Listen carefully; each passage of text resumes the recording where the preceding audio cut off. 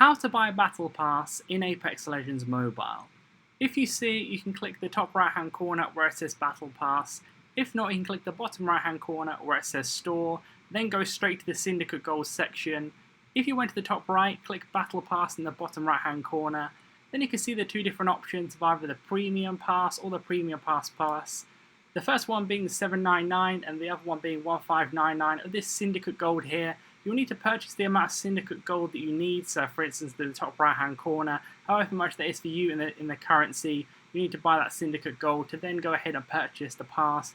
So if you want the second version, you guys need to buy the fourth one there. For me it's $19.99 for the second one, and then $8.99 for the first one. That's obviously in UK pounds currency, but for you it might be different depending on where you are.